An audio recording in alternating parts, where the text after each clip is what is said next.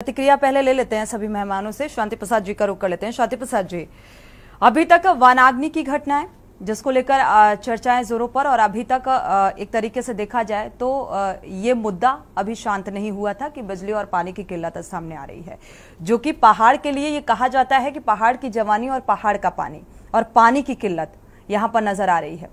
शांति प्रसाद जी, क्या वजह? देखिए सोनी जी, पिछले 1.5 वर्ष 2 वर्ष से हम एक चीज बड़े ईमानदारी से सुनते आ रहे हैं कि धाकड़ धामी के राज में राज्य प्रगति की ओर, स्मार्ट धामी, युवा धामी, और निश्चित रूप से मुख्यमंत्री होने के नाते वो अपनी जिम्मेदारियां अन्य राज्यों में घूम घूम कर प्रचार कर रहे हैं अपनी पार्टी का। वो उनका दायित्व भी है, करें। मगर दूसरी ओर जब पूरा राज्य जल रहा है, ऐसे में मुख्यमंत्री की चुप्पी ये बताती है कि उन्हें उत्तराखंड जलने की चिंता नहीं है। पानी का संकट, अभी गर्मी शुरू नहीं हुई है और पानी का संकट हो गया। अस्थायी राजधानी में त्राहिमाम हो रहा है। तो पहाड़ी क्षेत्रों में क्या दुर्गति होगी ये बताने के लिए काफी है कि पहाड़ में गांव के गांव गए हैं पानी की किल्लत। अभी आप देख लीजिए, यात्रा शुरू नहीं हुई, 10 मई को यात्रा की शुरुआत होगी और केदारनाथ में पंडा पुरोहित धरने पे बैठने का प्रोग्राम बना चुके हैं। मूल निवासियों की केदारनाथ में दुकानें उजाड़ दी हैं। इससे पता चलता है कि ये व्यापारियों की पार्टी उत्तराखंड के अंदर पिछले अनुभवों से सबक ना लेकर केवल और केवल जहां आर्थिक लाभ है ठेकेदारी देने में लगी है और उत्तराखंड की समस्याओं से अनदेखी करने में लगी है। मैं पूछना चाहता हूं कि जब केदारनाथ यात्रा 24 शुरू भी नहीं हुई, आपने क्यों केदारनाथ को उजाड़ दिया? क्यों वहां के मूल निवासियों की दुकानें खत्म कर दी? अगर इसके मूल जड़ में जाओगे तो ये व्यापारियों की पार्टी है। इन्हें ठेका और कमीशन खाने की आदत पड़ गई है। राज्य जाए भाड़ में। ऋषिकेश में जाम लगा हुआ है। सोनी जी, अगर आप अभी भी फोन करके पता करेंगे तो 6-6 घंटे जाम में फंसे हुए हैं यमकेश्वर नीलकंठ यात्रा के यात्री, और जो है चारधाम यात्रा में जाने वाले यात्री जो हैं वो यहाँ फंसे हुए हैं ऋषिकेश में। ये अव्यवस्थाएं अभी शुरू हो चुकी है।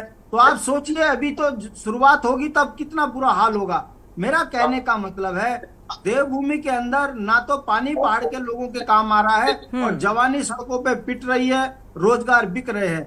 ये तब हो रहा है कि जिस सरकार को हम बड़ी ईमानदार और सुशासन वाली सरकार कहते हैं, ये सरकार देवभूमि में शराब के ठेके तो खोल रही है मगर अवसर रोजगार के और विकास के बिल्कुल भी देने को तैयार नहीं है।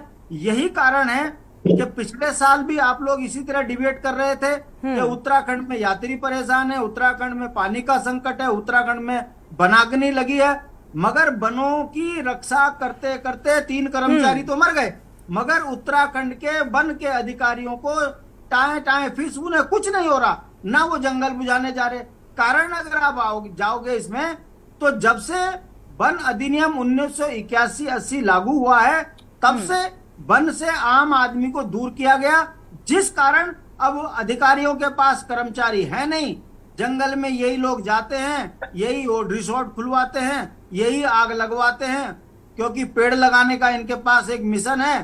करोड़ों के पेड़ दिखाते हैं, उसके बाद अग्नि में जले हुए दिखा देते हैं। ये जो धंधा है, इस कारण उत्तराखंड जो है आज गर्त में डूब गया है। चाहे फिर वो वन में अग्नि का मामला हो, पेयजल संकट का मामला हो, यात्रा में असुविधा का। हमारे साथ अरुण शर्मा जी भी जुड़े हुए हैं। एक बार प्रतिक्रिया ले लेते हैं शांति प्रसाद जी, क्योंकि मुद्दे भी अनेक हैं और देखा जाए तो पहले चरण में उत्तराखंड की 5 लोकसभा सीटों पर चुनाव संपन्न हो चुका है अरुण जी, और ऐसे में अब भारतीय जनता पार्टी का यह मानना है कि नगर निगम चुनाव को लेकर यह आरोप और प्रत्यारोप की बयानबाजी सामने आ रही है। लेकिन हकीकत देखा जाए तो हकीकत जो है वो अब पानी की किल्लत से जो शहरी क्षेत्र हैं वो फिलहाल उत्तराखंड वासी हैं, वो जूझते हुए नजर आ रहे हैं। इसको लेकर सरकार का क्या कुछ रोड मैप होना चाहिए और आखिर ये नौबत क्यों आई? वक्त एक छोटे से ब्रेक का हो रहा है। ब्रेक से जब वापस लौटेंगे तो इस पर हम चर्चा करेंगे। अरुण शर्मा जी, आपका रुख करेंगे और विस्तार से चर्चा करेंगे। यहां रुकेंगे एक छोटे से ब्रेक।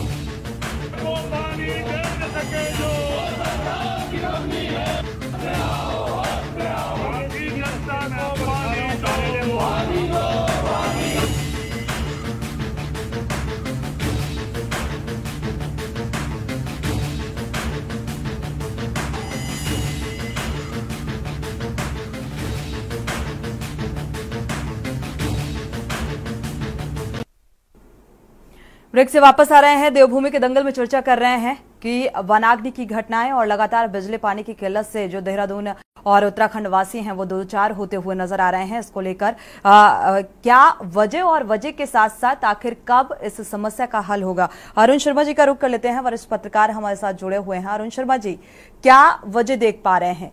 क्या सरकार वाकई इन मुद्दों को लेकर गंभीर है, और गंभीर है तो फिर ऐसी स्थितियां निकलकर सामने क्यों आ रही हैं?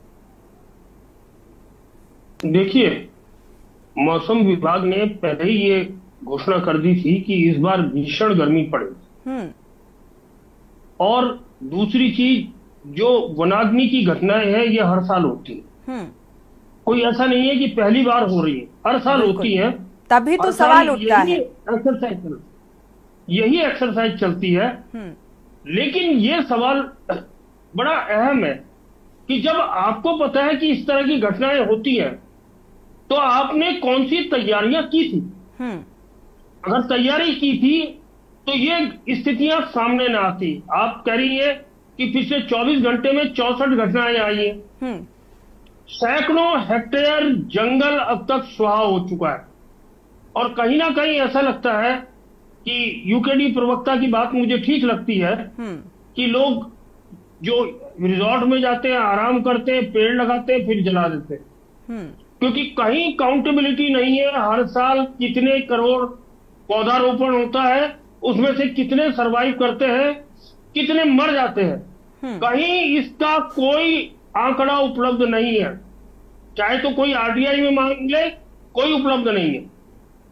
और हकीकत यह है कि मुझे लगता है कि कहीं ना कहीं, देखिए, कुछ आपदाएं कुछ जगह हो सकती हैं, ये स्वीकार करने में कोई दिक्कत नहीं है।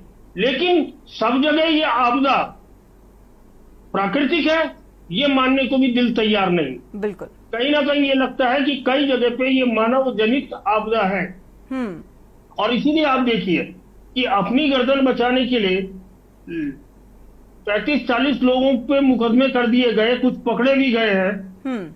तो मुझे लगता है कि इन सब से अगर हम अब भी नहीं चेते तो आने वाले साल इससे भी ज्यादा भीषण होंगे।